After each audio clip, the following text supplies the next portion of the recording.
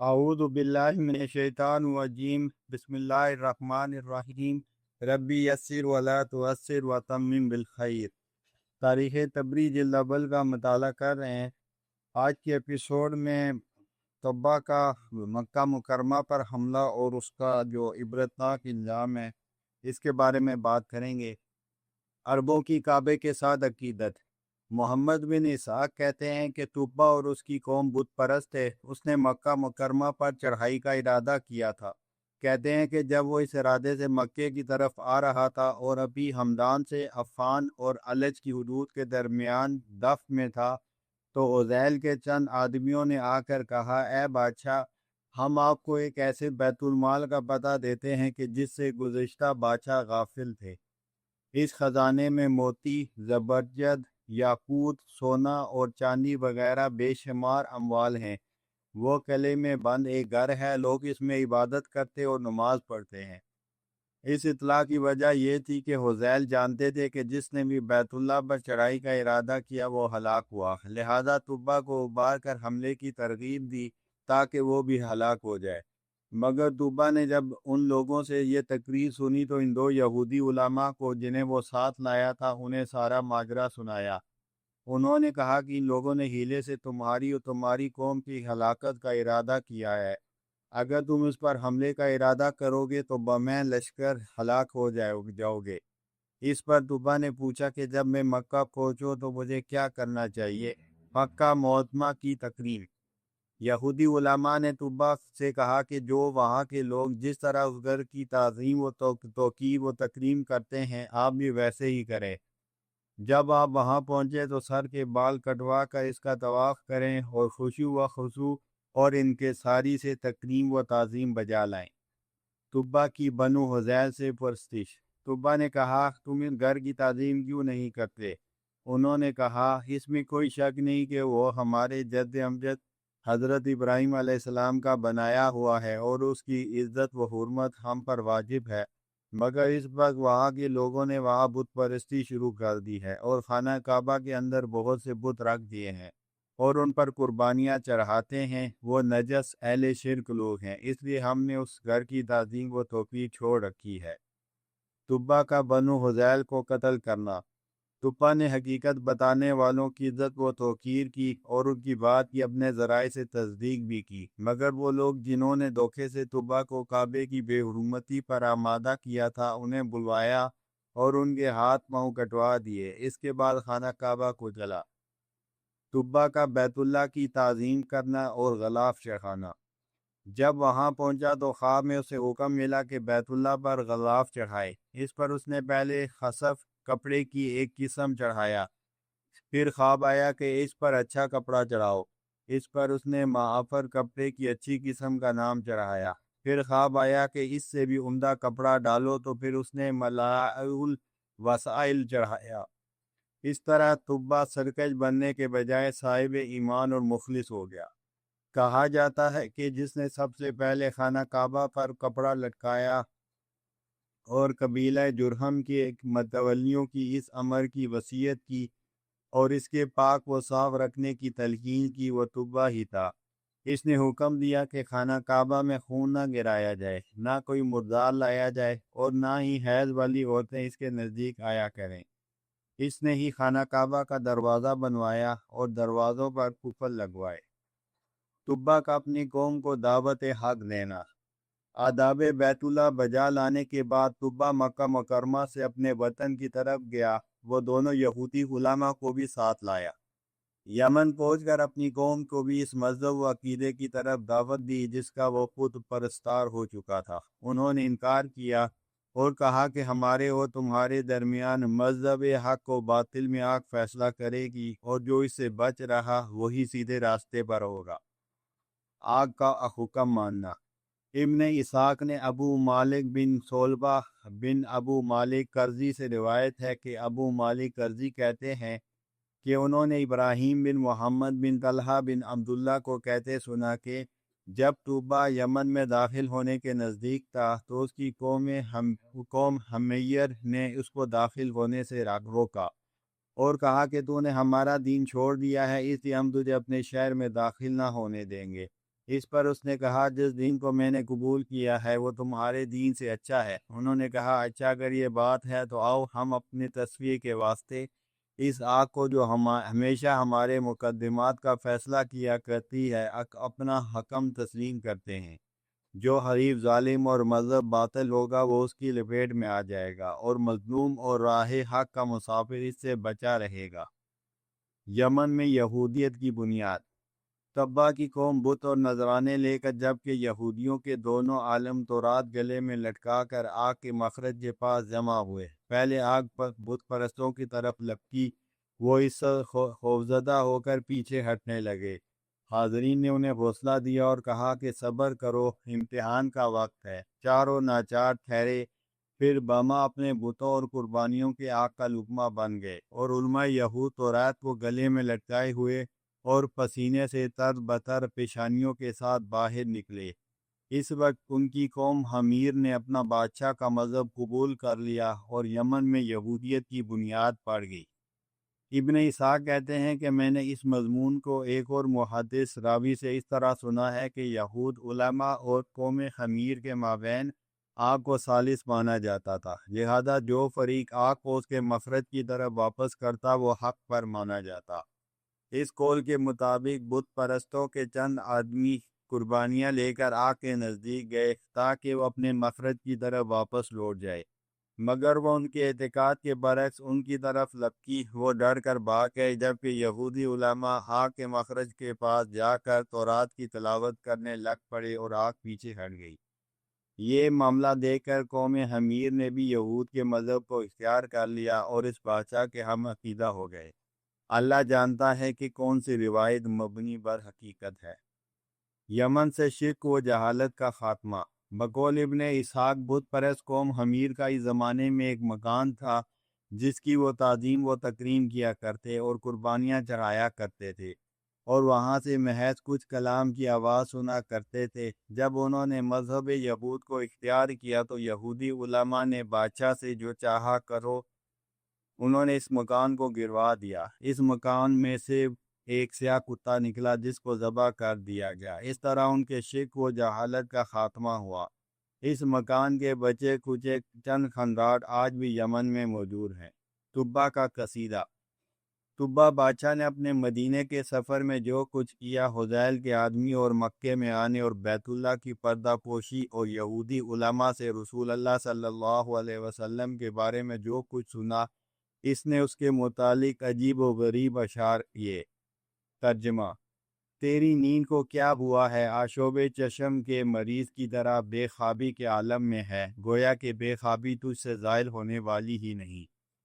دو نواسوں پر غصے کی گھٹن کی وجہ سے وہ بیچارے یثرب میں قیام پذیر ہوئے۔ ہلاکت ہے ان کے لیے فساد والے دن کی سزا سے۔ میں مدینے میں ایک جگہ اترا جہاں میں رات گزارنا اور آرام کرنا چاہتا تھا۔ اس سے عقیق سے بقی غرقت تک کی زمین کو برباد وہ مقام پر بطور صحن کے بنایا تھا۔ میں نے سیاہ پتھروں والی زمین میں اور اس میں فروکش ہونے کو اور وہاں کی شور زمین جو نہ ہموار اور نہ ہی اگانے والی ہے کو چھوڑ دیا۔ ہم یثرب میں اترے، ہمارے دلوں کی دھڑکنیں کہہ رہی تھے کہ کاٹ دینے والا قتل عام ہو۔ میں نے بطور قسم یمین صبر کا پکا حلف اٹھایا ہوا تھا۔ تیری عمر کی قسم، مجھے ذرا برابر شک و تردد نہ تھا کہ اگر یثرب آ گیا تو باخدا اس کے وصف میں کسی قسم کی کھجور باقی نہ چھوڑوں گا، یہاں تک کہ میرے پاس بنو قریظہ کا ایک عالم خبر لایا اور کہنے لگا اللہ کی قسم یہود میں ایک سردار موجود ہے، کہنے لگا کہ اس بستی سے بازارہ جو کہ مکہ کے نبی صلی اللہ علیہ وسلم جو کہ قریش سے ہیں، ہدایت یافتہ ہیں کے لیے محفوظ ہے۔ میں بغیر کسی قسم کی گڑبڑ کے انہیں نہ ختم ہونے والے دن کے لیے سزا کے طور پر چھوڑتا ہوں۔ میں نے ان کو اللہ تعالیٰ کے واسطے چھوڑا ہے، مجھے اللہ تعالیٰ سے بخشش کی امید ہے۔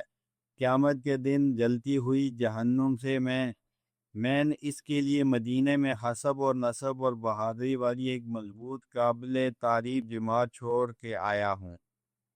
وہ ایسی جماعت ہے کہ ان کی سزاؤں میں مدد کرنا اب محمد صلی اللہ علیہ وسلم کا ثواب حاصل کرنا ہے۔ مجھے گمان تک نہ تھا کہ بطحہ مکہ میں اللہ تعالیٰ کا ایک پاک گھر ہے جس کی عبادت کی جاتی ہے۔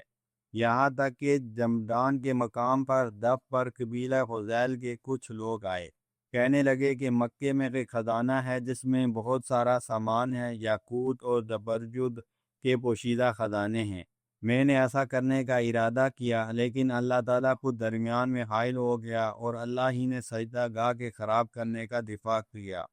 جس مقصد کا میں نے ارادہ کر چکا تھا اس سے واپس پلٹا اور ایسا معاملہ کیا جو حاضری دینے والوں کے لیے بطور مثال رہے گا۔ مجھ سے پہلے ذوالقرنین بھی مسلمان بادشاہ گزر چکا ہے۔ مشرق و مغرب کے بادشاہ اس کے آگے ذلیل و خوار ہو کر جمع ہوتے تھے۔ ذوالقرنین مشارق و مغارب کا بادشاہ بنا۔ وہ حکیم و رہنما ذات کے علم کے اسباب تلاش کرتا تھا۔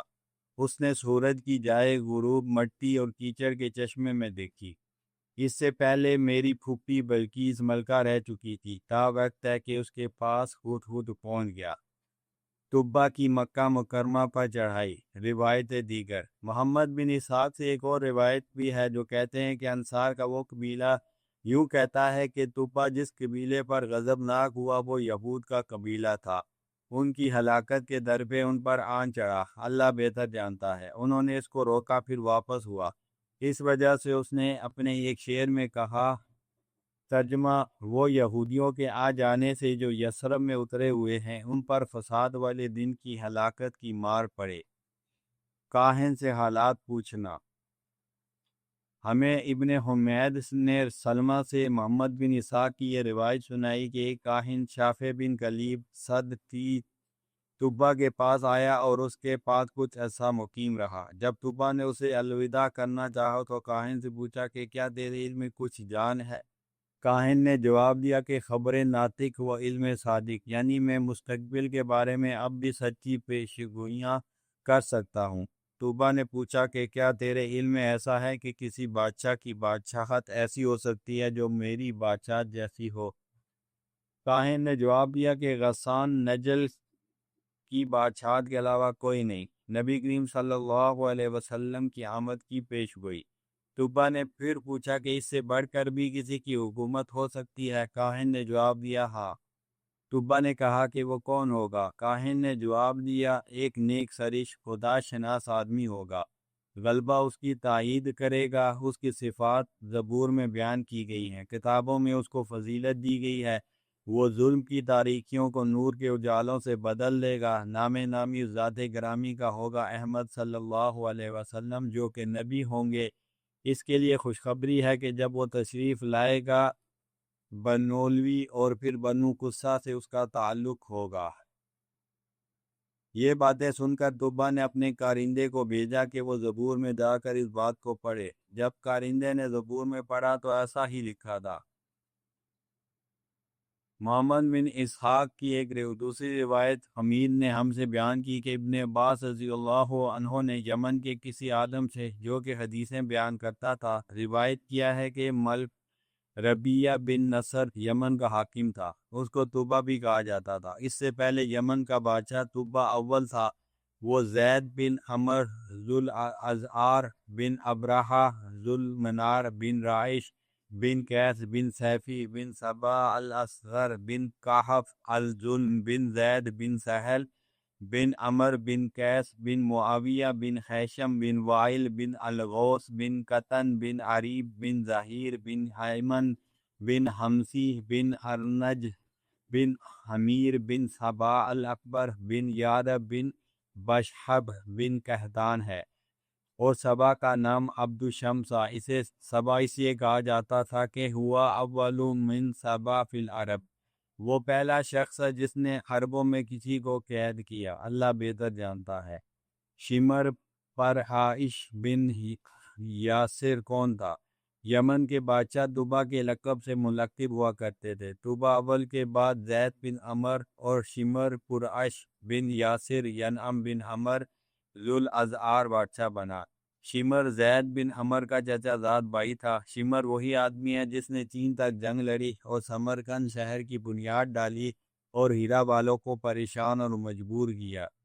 شمر اپنے ایک لمبے قصیدے میں کہتا ہے، میں شمر ابو کرب یمانی ہوں، میں یمن اور شام سے گھوڑوں کو کھینچ لایا ہوں تاکہ ان ذلیل غلاموں پر حملہ کروں جنہوں نے ہمارے خلاف بغاوت کی، چین کے سامنے تک، حشم اور یام تک۔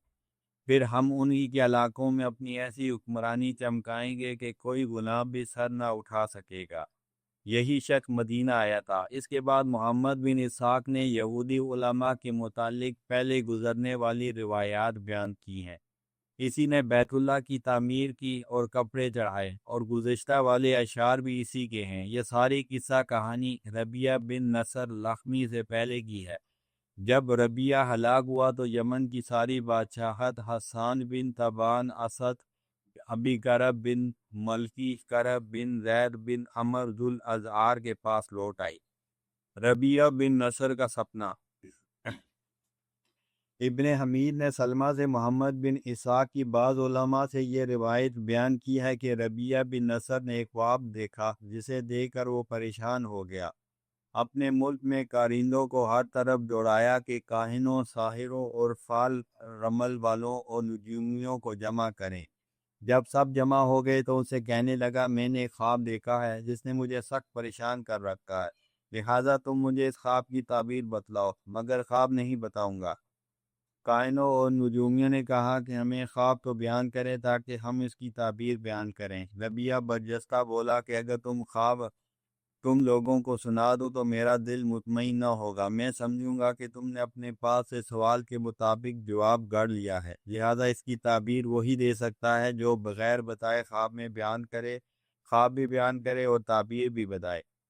عظیم کاہن، ستی اور شک۔ جمع شدہ لوگوں میں سے ایک آدمی بولا کہ بادشاہ سلامت، اگر آپ کی یہی خواہش ہے تو پھر آپ ستی اور شک کی طرف پیغام بھیجیں، یہ کام وہی کر سکتے ہیں۔ اس وقت دنیا میں ان سے بڑھ کر کوئی کاہن نہیں ہے۔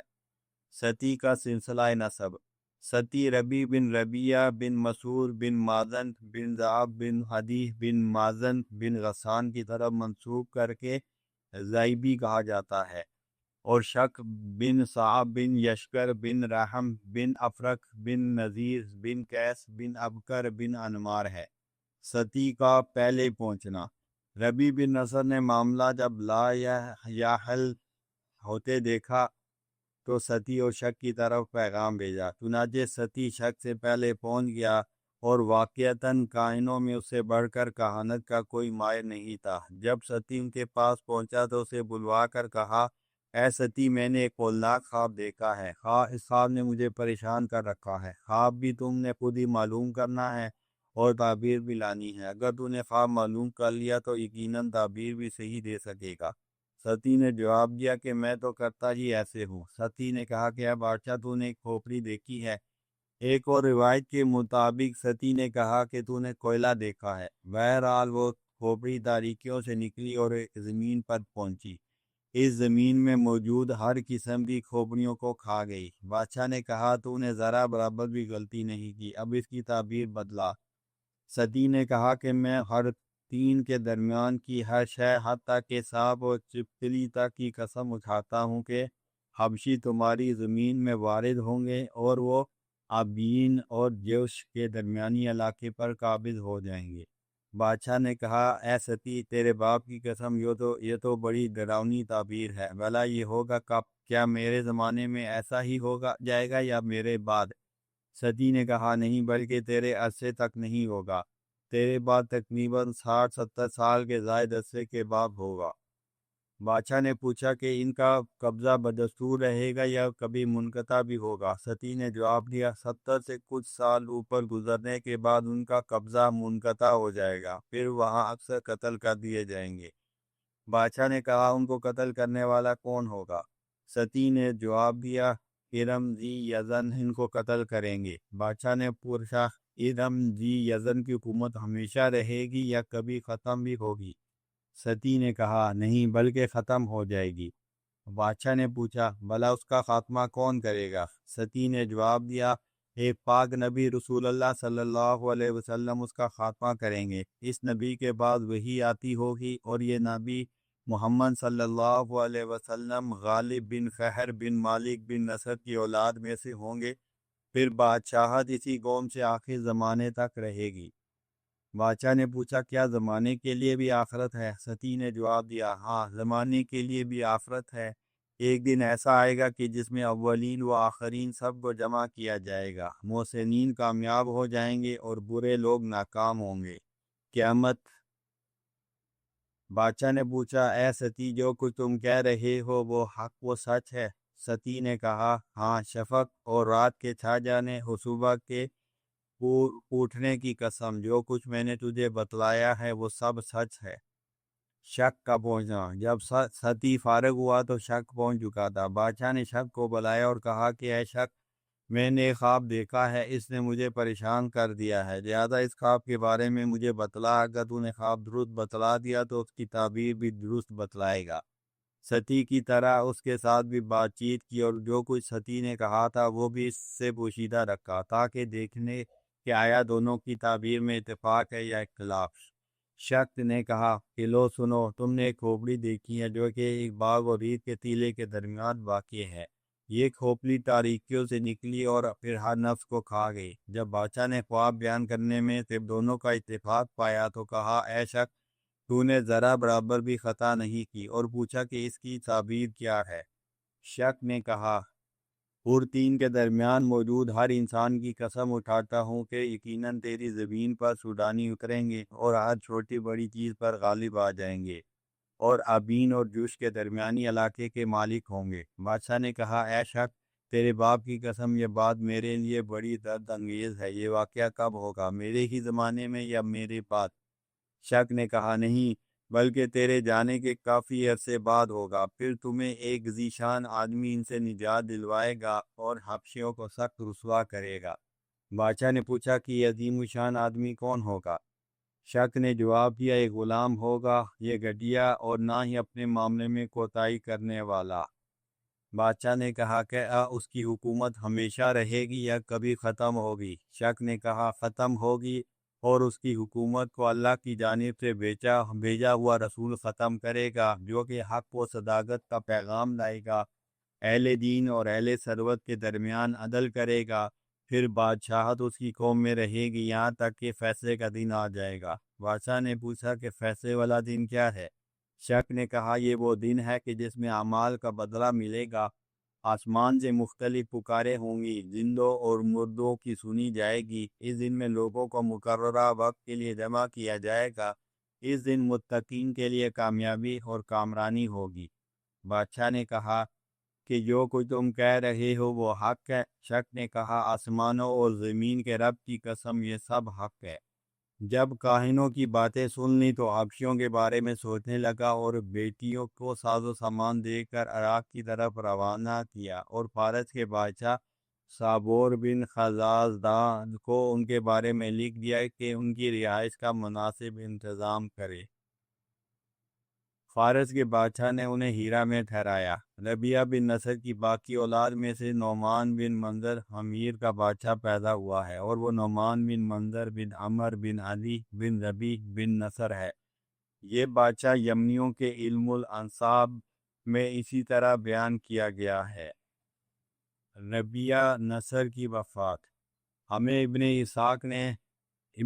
ابن حمید نے ابن اسحاق کی یہ روایت بھی سنائی ہے کہ جب ستی اور شک نے بادشاہ کو تعبیر سنائی اور اس نے بچاؤ کی تدبیر کرتے ہوئے اپنے اہل و عیال کو عراق بھجوا دیا تو یہ قصہ پورے عرب میں قابل تذکرہ بن گیا۔ ان لوگ آپس میں دونوں کاہنوں کے متعلق گفتگو کرنے لگے۔ انہی دونوں کاہنوں کے بارے میں بنو قیس کے شاعر المطا بن ثعلبہ السکبری نے اپنے بعض شعر کہے۔ ترجمہ: کسی بھی آنکھ نے حق بات کو نہیں دیکھا جیسا کہ آنکھ کا دیکھنا ہوتا ہے، ایسا حق کے بارے میں زائبی اور شک نے جیسا کہ اس کے بارے میں کہا۔ عرب لوگ ستی کو زائبی کہہ کر پکارتے تھے کیونکہ وہ ذئب بن عدی کی طرف منسوب تھا۔ اس کے تھوڑے ہی عرصے بعد ربیہ بن نصر ہلاک ہوا اور حسان بادشاہ بن گیا۔